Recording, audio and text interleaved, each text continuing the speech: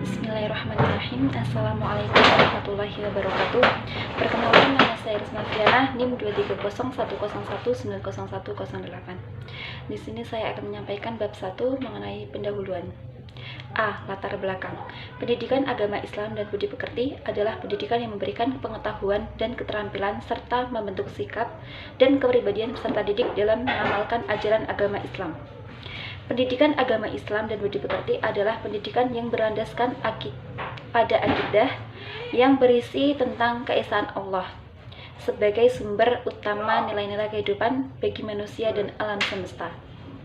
Dengan demikian, pendidikan agama Islam dan budi pekerti adalah pendidikan yang ditujukan untuk dapat menselaraskan dan menyeimbangkan antara iman, Islam, dan ihsan yang diwujudkan dalam 1. Hubungan manusia dengan Allah. 2. Hubungan manusia dengan diri sendiri. 3. Hubungan manusia dengan sesama. Dan 4. Hubungan manusia dengan lingkungan alam. B. Tujuan dan sasaran. Tujuan penyusunan pedoman ini adalah A. Menjadi acuan bagi para guru PAI dan budi pekerti jenjang SMP atau MTS dalam merencanakan dan melaksanakan penilaian terhadap proses dan hasil pembelajaran. B. Meningkatkan kemampuan guru PAI dan budi pekerti dalam merencanakan, melaksanakan, dan menilai pembelajaran PAI. C. Meningkatkan kualitas pembelajaran PAI dan budi pekerti di sekolah hingga menghasilkan lulusan yang berkualitas. 2. Sasaran. Sasaran yang hendak dicapai pada mata pelajaran PAI dan budi pekerti adalah untuk memenuhi kebutuhan guru dalam upaya menciptakan pembelajaran yang aktif, inovatif, kreatif, dan menyenangkan. Pembelajaran yang dimaksud mencangkup pengembangan ranah sikap, pengetahuan, dan keterampilan yang dikembangkan pada setiap satuan pendidikan sesuai dengan strategi implementasi kurikulum 2013 dengan menggunakan pendekatan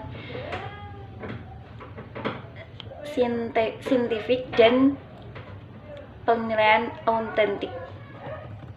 Yang C. Ruang lingkup. Ruang lingkup pedoman ini meliputi 1. A. Argumentasi implementasi kurikulum 2013 dalam mata pelajaran PAI dan budi pekerti. B. Kompetensi inti dan kompetensi dasar mata pelajaran PAI dan budi pekerti jenjang SMP MTS kelas 7 sampai 9. Yang C. Desain dasar pembelajaran mata pelajaran PAI dan budi pekerti.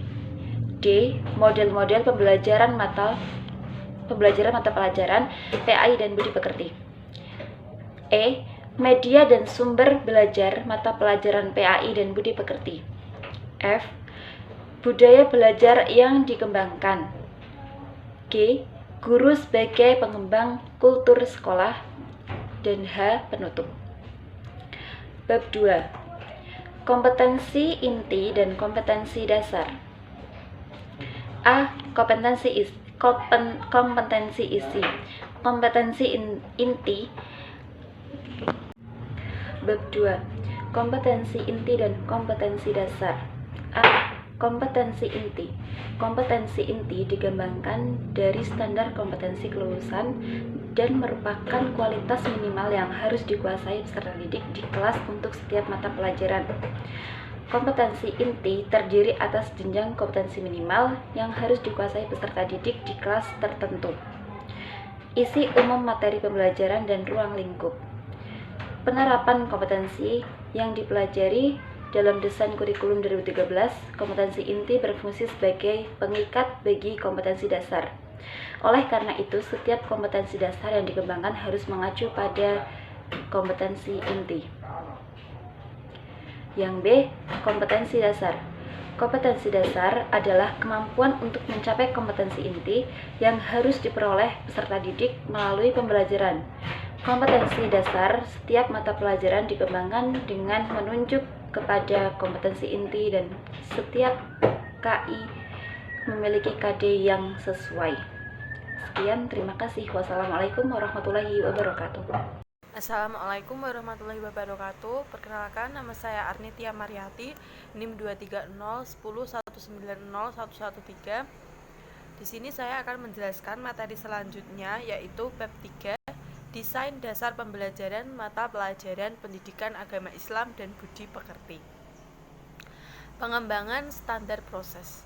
Proses pembelajaran pada satuan pendidikan diselenggarakan secara interaktif, inspiratif, menyenangkan, menantang, memotivasi peserta didik untuk berpartisipasi secara aktif, serta memberikan ruang yang cukup bagi prakarsa, kreativitas, dan kemandirian sesuai dengan bakat dan minat, perkembangan fisik, serta psikologis peserta didik. Untuk itu, setiap satuan pendidikan melakukan perencanaan pembelajaran, pelaksanaan proses pembelajaran, serta penilaian proses pembelajaran untuk meningkatkan efisiensi dan efektivitas ketercapaian kompetensi lulusan. Lalu selanjutnya, karakteristik mata pelajaran pendidikan agama Islam dan budi pekerti. Sesuai dengan standar kompetensi lulusan, sasaran pembelajaran pendidikan agama Islam dan budi pekerti mempertimbangkan pengembangan ranah sikap, pengetahuan, dan keterampilan yang dikolaborasikan untuk setiap satuan pendidikan. Ketiga ranah kompetensi tersebut memiliki lintasan perolehan atau proses psikologis yang berbeda. Sikap yang diperoleh melalui aktivitas menerima, menjalankan, menghayati, dan mengamalkan. Pengetahuan ini diperoleh melalui aktivitas mengingat, memahami, menerapkan, menganalisis, mengevaluasi, dan menciptakan. Keterampilan yang diperoleh melalui aktivitas mengamati, menanya, mencoba, menalar, menyaji, dan mencipta. Karakteristik kompetensi beserta perbedaan lintasan perolehan turut serta mempengaruhi karakteristik standar proses.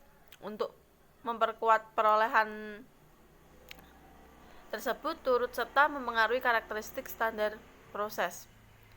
Dan untuk memperkuat pendekatan ilmiah atau saintik dan tematik internal atau dalam suatu mata pelajaran, dan perlu diterapkan pembelajaran berbasis penyingkapan atau penelitian atau discovery inquiry learning.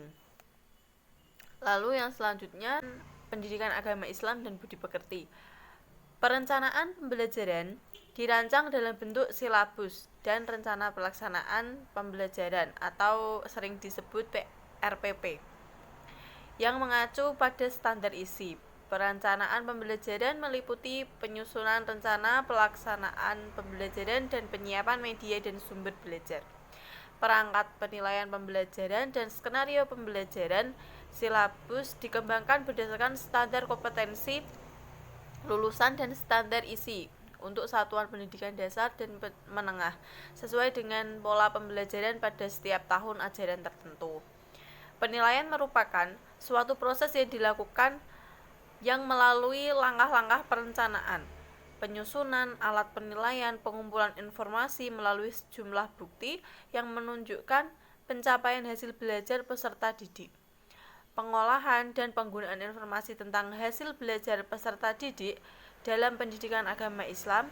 Penilaian yang dilakukan adalah dengan penilaian proses dan outcome yang dilaksanakan melalui berbagai cara, seperti penilaian untuk kerja atau performan, penilaian sikap, penilaian tertulis atau paper and pencil test, penilaian proyek, penilaian produk, penilaian melalui kumpulan hasil kerja atau karya peserta didik atau portofolio, dan penilaian diri. Assalamualaikum warahmatullahi wabarakatuh. Perkenalkan, nama saya Muhammad Kamal Ghiaudin dengan NIM belakang 122 dari Prodi Pendidikan Agama Islam IAIN Salatiga. Pada kesempatan kali ini saya akan melanjutkan presentasi dari teman-teman saya. Langsung saja ke pembahasan yang keempat, yaitu model-model pembelajaran mata pelajaran. Dari sekian banyaknya model-model pembelajaran, ada 4 yang dapat diterapkan pada pelajaran pendidikan agama Islam. Yang pertama yaitu model pembelajaran langsung. Model pembelajaran langsung ini dapat diartikan dengan instruksi secara langsung atau dikenal dengan active learning. Hal ini mengacu pada gaya mengajar guru yang mengusung isi pembelajaran kepada peserta didik dan mengajarkannya secara langsung kepada mereka. Karena model ini masih merupakan rentetan dari model pembelajaran behavioral, maka sasaran yang dilakukan oleh guru adalah pencapaian tingkah laku yang lebih baik dan lebih positif dari sebelumnya. Terus, model pembelajaran ini dapat diterapkan oleh guru saat materi, praktek ibadah, atau memahami surat pada Al-Quran. Untuk keunggulan model pembelajaran ini salah satunya yaitu dapat berfokus terhadap pencapaian akademik peserta didik. Terus model pembelajaran selanjutnya yaitu model pembelajaran kooperatif. Model pembelajaran kooperatif dapat didefinisikan sebagai sistem belajar kelompok yang terstruktur. Jadi, guru membagi para siswa menjadi beberapa kelompok dan diberi tugas untuk menyelesaikan. Ciri-ciri pembelajaran kooperatif salah satunya yaitu siswa bekerja dalam kelompok secara kooperatif untuk menuntaskan materi belajarnya. Terus tujuan pembelajaran kooperatif salah satunya yaitu penerimaan terhadap perbedaan individu. Terus model pembelajaran yang ketiga yaitu model pembelajaran kontekstual. Model pembelajaran kontekstual ini merupakan konsep belajar yang dapat membantu guru menggiatkan antara materi yang diajarkannya dengan situasi dunia nyata siswa dan mendorong siswa membuat hubungan antara pengetahuan yang dimilikinya dengan penerapannya dalam kehidupan mereka sebagai anggota keluarga dan masyarakat. Karakter model pembelajaran ini salah satunya yaitu melakukan hubungan yang bermakna, terus melakukan kegiatan-kegiatan yang signifikan, belajar yang diatur sendiri. Terus yang terakhir model pembelajaran yang dapat diterapkan untuk pelajaran pendidikan agama Islam yaitu model pembelajaran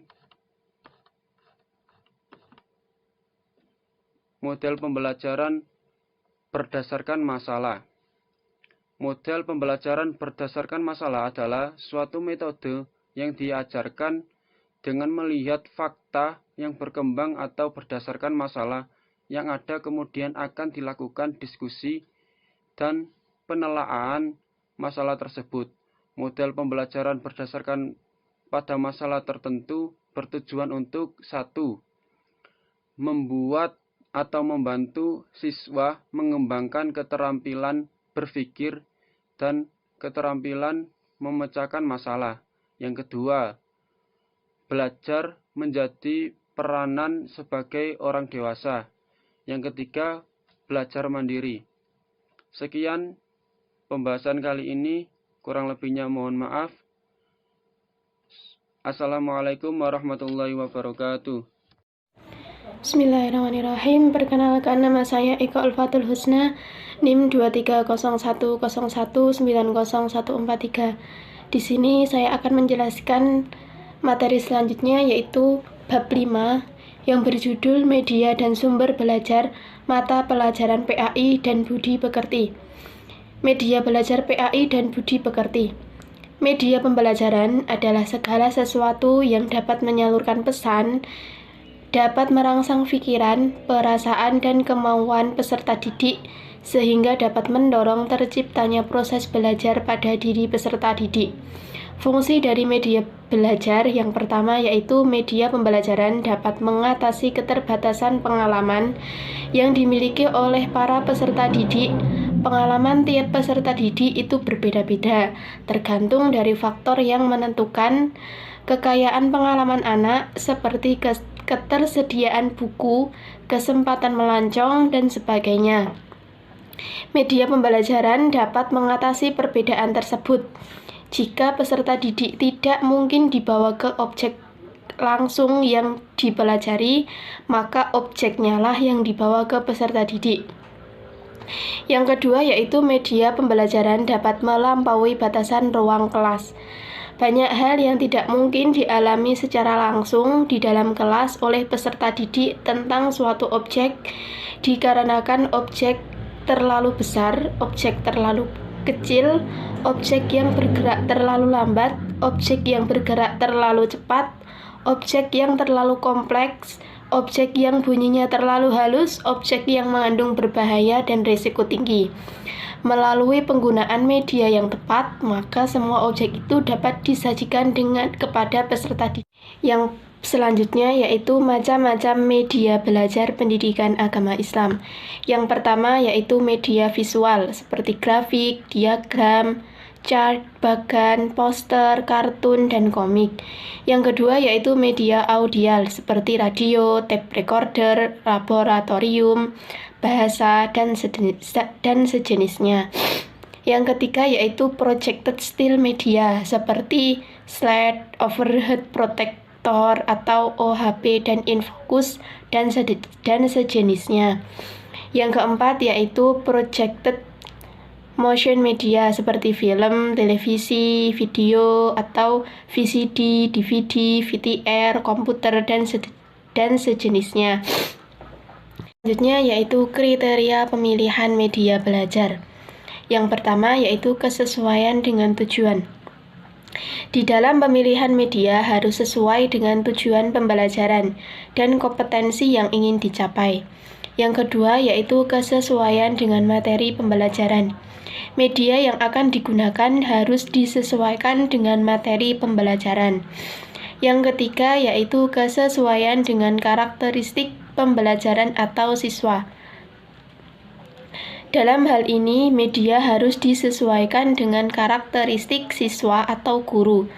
Karakteristik siswa dapat dilihat dari segi kuantitatif atau kualitatif terhadap media yang akan digunakan.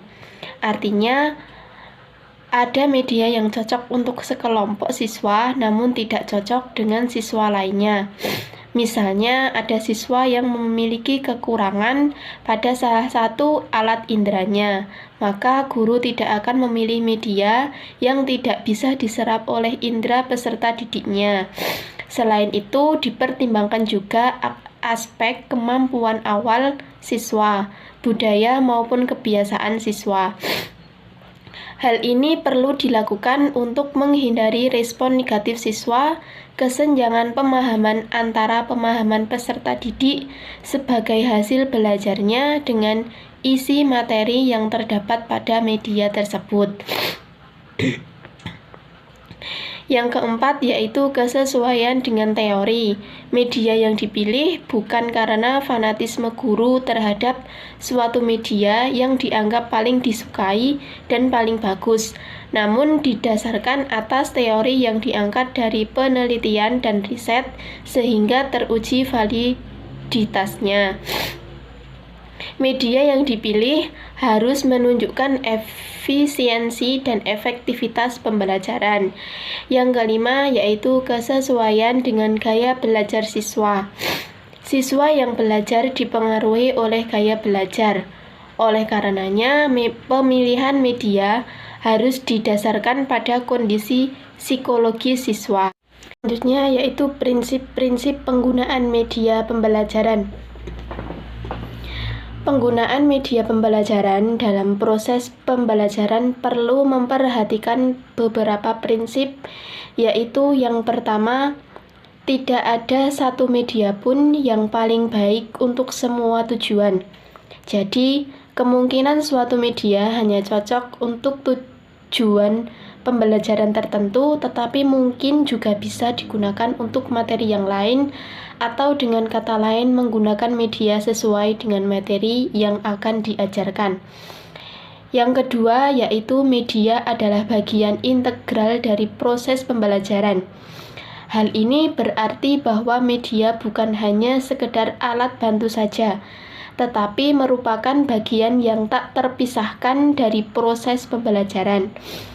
Penetapan suatu media haruslah sesuai dengan komponen lain dalam perancangan pembelajaran. Yang ketiga, yaitu media apapun yang hendak digunakan, sasaran akhirnya adalah untuk memudahkan belajar peserta didik. Kemudahan belajar peserta didik haruslah dijadikan acuan utama pemilihan dan penggunaan media. Yang keempat, yaitu penggunaan media dalam kegiatan pembelajaran. Bukan hanya sekedar selingan, pengisi waktu atau hiburan, melainkan mempunyai tujuan yang menyatu dalam pembelajaran yang berlangsung. Yang kelima, yaitu pemilihan media hendaknya objektif, yaitu didasarkan pada tujuan pembelajaran, tidak didasarkan pada kesenangan pribadi tenaga pengajar dan sebagainya. Yang selanjutnya yaitu sumber belajar PAI dan budi pekerti. Sumber belajar atau learning resources adalah semua sumber baik berupa data, orang, dan wujud tertentu yang dapat digunakan oleh peserta didik dalam belajar, baik secara terpisah maupun secara terkombinasi, sehingga mempermudahkan peserta didik dalam mencapai tujuan belajar atau mencapai kompetensi tertentu. Dengan demikian, sumber belajar itu merupakan bahan untuk menambah ilmu pengetahuan yang mengandung hal-hal baru. Yang pertama, fungsi sumber belajar. Yang pertama yaitu untuk meningkatkan produktivitas pembelajaran dengan jalan 1. Mempercepat laju belajar dan membantu guru untuk menggunakan waktu secara lebih baik. Yang kedua, mengurangi beban guru dalam menyajikan informasi sehingga dapat lebih banyak membina dan mengembangkan gairah. Yang kedua yaitu memberikan kemungkinan pembelajaran yang sifatnya lebih individual dengan cara mengurangi kontrol guru yang kaku dan tradisional dan memberikan kesempatan bagi siswa untuk berkembang sesuai dengan kemampuannya. Yang ketiga yaitu memberikan dasar yang lebih ilmiah terhadap pembelajaran dengan cara perancangan program pembelajaran yang lebih sistematis dan pengembangan bahan pengajaran yang dilandasi oleh penelitian.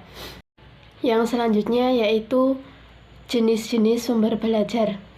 Jenis sumber belajar itu ada 2. Yang pertama yaitu sumber belajar yang dirancang, yakni sumber belajar yang secara khusus dirancang atau dikembangkan sebagai komponen sistem instruksional untuk memberikan fasilitas belajar yang terarah dan bersifat formal. Yang kedua yaitu sumber belajar yang dimanfaatkan, yaitu sumber belajar yang tidak didesain untuk keperluan pembelajaran dan keberadaannya dapat ditemukan, diterapkan, dan dimanfaatkan untuk keperluan pembelajaran. Yang ketiga yaitu bentuk-bentuk sumber belajar. Yang pertama, sumber belajar pokok itu terdiri dari Al-Quran dan hadis. Yang kedua, sumber belajar tambahan itu terdiri dari yang pertama, pesan, informasi, bahan ajar, cerita rakyat, dongeng, hikayat, dan sebagainya. Yang kedua, orang, guru, instruktur, siswa, ahli, narasumber, tokoh masyarakat, pimpinan lembaga, tokoh karir, dan sebagainya. Yang ketiga, bahan seperti buku, transparansi, film, slide, gambar, grafik yang dirancang untuk pembelajaran, relief, candi, arca, komik, dan sebagainya. Yang keempat yaitu kriteria memilih sumber belajar. Dalam memilih sumber belajar harus diperhatikan kriteria sebagai berikut. Yang pertama yaitu ekonomis. Adalah sumber belajar yang digunakan tidak harus terpatok pada harga yang mahal. Yang kedua praktis. Adalah sumber belajar yang digunakan tidak memerlukan pengelolaan yang rumit, sulit, dan langka. Yang ketiga mudah. Adalah sumber belajar yang digunakan dekat dan tersedia di sekitar lingkungan kita. Yang keempat, fleksibel adalah sumber belajar yang dapat dimanfaatkan untuk tujuan instruksional. Yang kelima yaitu sesuai dengan tujuan. Artinya mendukung proses dan pencapaian tujuan belajar, dapat membangkitkan motivasi dan minat belajar siswa. Sekian penjelasan yang dapat saya sampaikan, kurang lebihnya mohon maaf. Assalamualaikum warahmatullahi wabarakatuh. Di sini saya Dwi Mardianto, NIM 23010010195. Di sini saya akan menjelaskan bab selanjutnya yaitu guru sebagai pengembang kultur sekolah. Sekolah harus secara positif membangun kultur sekolah yang dilakukan dengan sebaik-baiknya, mengimplementasikannya secara konsisten, memperbaiki secara berkelanjutan melalui peningkatan mutu terpadu agar sekolah benar-benar menjadi sebuah lembaga pendidikan yang terhormat, yang berhasil melaksanakan amanat Undang-Undang Sistem Pendidikan Nasional. Pada umumnya setiap sekolah telah memiliki kulturnya sendiri, namun sekolah yang berhasil adalah yang memiliki kultur positif yang sejalan dengan visi dan misi sekolah. Bentuk kerjasama yang dapat dikembangkan di sekolah antara lain guru mata pelajaran pendidikan agama Islam dan budi pekerti dengan guru mata pelajaran lain, hubungan guru mata pelajaran pendidikan agama Islam dengan guru mata pelajaran lain harus menunjukkan keharmonisan baik di luar maupun di dalam sekolah. Ketika di dalam sekolah hubungan itu akan dilihat langsung oleh siswanya. Sekolah selalu beranggapan bahwa lingkungan sekolah yang baik merupakan prioritas utama untuk mencapai kemajuan pendidikan di sekolahan. Guru dengan siswa, tugas utama guru adalah berusaha mengembangkan segenap potensi siswanya secara optimal agar mereka dapat mandiri dan berkembang menjadi manusia yang cerdas, baik cerdas secara fisik, intelektual, sosial, emosional, moral, dan spiritual. Berikut ini bentuk kerjasama guru dengan siswa. Guru berperilaku secara profesional dalam melaksanakan tugas mendidik, mengajar, dan membimbing, menggerakkan, melatih, menilai, dan mengevaluasi proses dan hasil pembelajaran. Guru membimbing siswa untuk memahami, menghayati, dan mengamalkan hak kewajiban sebagai individu, warga sekolah, dan anggota masyarakat. Guru menghimpau informasi tentang siswa dan menggunakannya untuk kepentingan proses pendidikan. Guru secara manusiawi untuk mencegah setiap gangguan yang dapat mempengaruhi perkembangan negatif bagi siswa.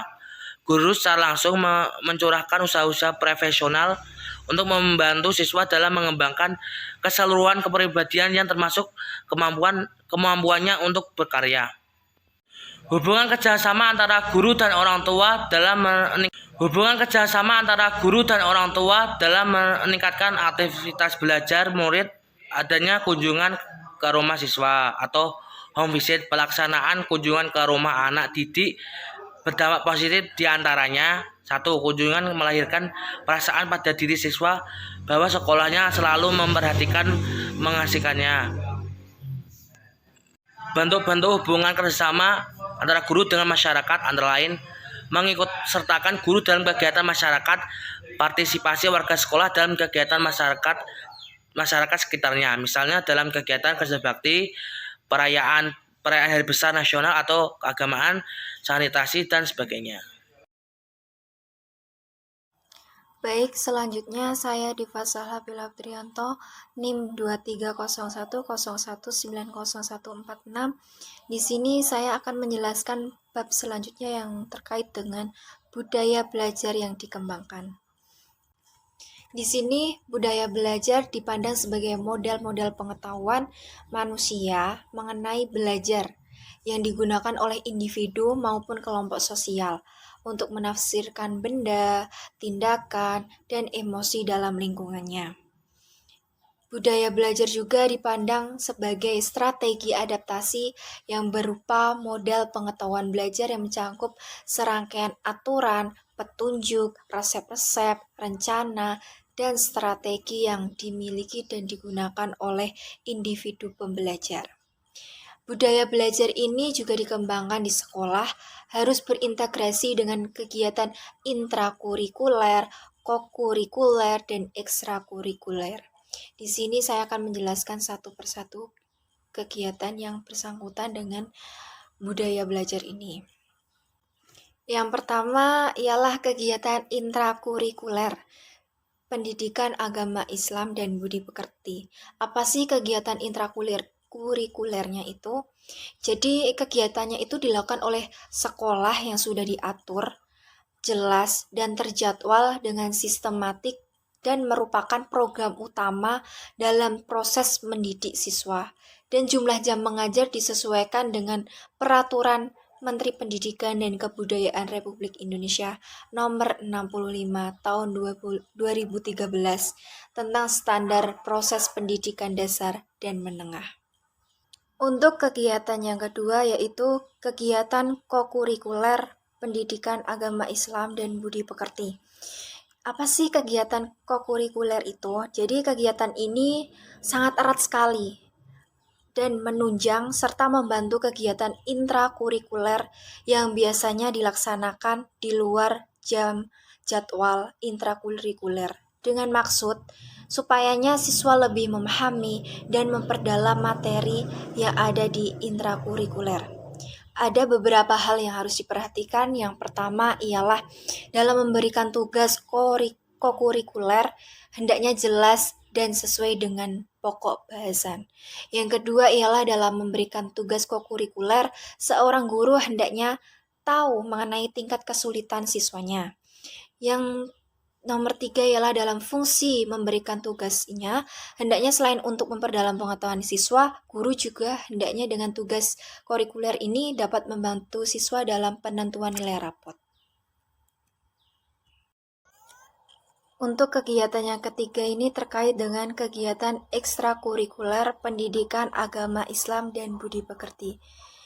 Jadi istilah ekstrakurikuler ini secara etimologi terdiri dari ekstra dan kurikuler, yang mana ekstra itu mempunyai arti tambahan di luar yang harus dikerjakan, sedangkan kurikuler itu berkaitan dengan kurikulum, yaitu perangkat mata pelajaran yang diajarkan pada suatu lembaga tertentu. Di dalam Peraturan Menteri Agama Nomor 16 Tahun 2010, kegiatan ekstrakurikuler itu merupakan upaya pemantapan dan pengayaan nilai-nilai dan norma serta pengembangan kepribadian, bakat, dan minat peserta didik pendidikan agama yang dilaksanakan di luar jam intrakurikuler dalam bentuk tatap muka maupun non-tatap muka. Ada beberapa tujuan ekstrakurikuler pendidikan agama Islam. Yang pertama itu memperdalam dan memperluas pengetahuan keagamaan peserta didik. Yang kedua, mendorong peserta didik agar taat menjalankan agamanya dalam kehidupan sehari-hari. Yang ketiga, menjadikan agama sebagai landasan akhlak mulia dalam kehidupan. Yang keempat, membangun sikap mental peserta didik untuk bersikap dan berperilaku jujur. Yang selanjutnya, mewujudkan kerukunan antara umat beragama. Adapun fungsinya itu antara lain untuk pengembangan sosial, rekreatif, dan persiapan karir. Ada juga prinsip dari kegiatan ekstrakurikuler ini. Yang pertama itu individual, pilihan, keterlibatan aktif, menyenangkan, etos kerja, dan kemanfaatan sosial. Adapun pendekatan ekstrakurikuler PAI di sekolah itu antara lain pendekatan ambang, pendekatan kekeluargaan, keterampilan proses, pengalaman, pembiasaan, emosional, dan rasional. Dan ada beberapa format kegiatannya. Yang pertama individual, kelompok, klasikal, gabungan, dan lapangan. Di dalam ekstrakurikuler PAI di sekolah ini juga terdapat ruang lingkup dan jenis kegiatannya. Antara lain itu pembiasaan, pentas PAI, pesantren kilat, ibadah Ramadan, rohani Islam, wajib belajar membaca menulis Al-Quran, peringatan hari besar Islam, dan yang terakhir itu praktik ibadah. Baik, mungkin itu saja yang bisa saya sampaikan. Selanjutnya akan dijelaskan oleh teman saya. Terima kasih.